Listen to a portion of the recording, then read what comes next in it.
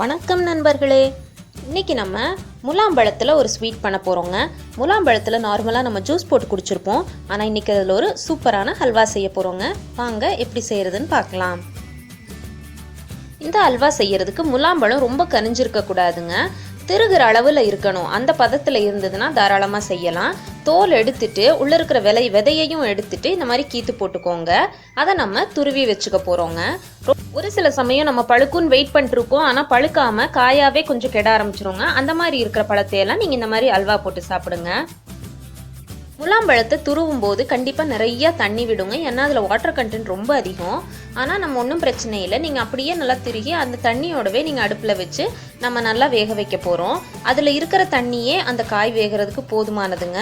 நம்ம அப்பப்போ கலக்கி விட்டுக்கிட்டே இருங்க. அடுப்பை மீடியம் ஃப்ளேமில் வச்சுக்கோங்க. அந்த தண்ணி சுண்டுற அளவுக்கு அதுக்குள்ளே முலாம்பழமும் வேகணும். அந்த அளவுக்கு நம்ம இதை ஃபஸ்ட்டு சமைச்சு எடுத்துக்க போகிறோம். இதில் தண்ணி ரொம்ப ஜாஸ்திங்கிறதுனால நீங்கள் ஒரு பெரிய முலாம்பழம் போட்டிங்கனாலுமே 1 கப் அளவு தான் அல்வா வருங்க.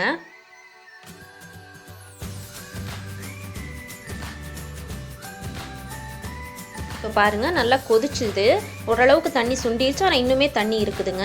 இந்த பதத்தில் நான் மூடி போட்டு மூடி வச்சு இதை இன்னுமே நல்லா தண்ணி சுண்டுற அளவுக்கு வேக வைக்க போகிறேன். முலாம்பழம் உடம்புக்கு ரொம்ப நல்லதுங்க. இப்போ வெயில் வேற நல்லா ஆரம்பிக்குது, அதனால் நீங்கள் கண்டிப்பாக வீட்டில் இதை செஞ்சு சாப்பிடுங்க. சர்க்கரை மட்டும் அளவாக போட்டு சாப்பிடுங்க. வெள்ளை சர்க்கரை வேண்டான்னு நினச்சிங்கன்னா நீங்கள் கரும்பு சர்க்கரை வேணும்னா கூட போட்டு இந்த ஸ்வீட் செய்யலாங்க, நல்லாயிருக்கும்.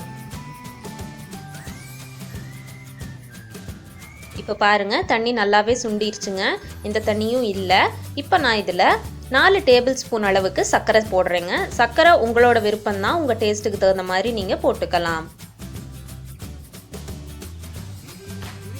எப்போவுமே நம்ம தண்ணி சுண்டுற அளவுக்கு கலக்கிட்டு அல்வாவில் சர்க்கரை போடும்போது மறுபடியும் அந்த சர்க்கரையினால் இன்னும் கொஞ்சம் தண்ணி விடுங்க. அந்த தண்ணி நம்ம முழுசாக சுண்டுற அளவுக்கு நல்லா கலக்கி விட்டிங்கன்னா அல்வா ரெடி ஆகிடும். இப்போ இதையும் நல்லா கலந்து விடுங்க. அடிப்பிடிக்காத அளவுக்கு நீங்கள் அப்பப்போ கலந்து விட்டுக்கோங்க.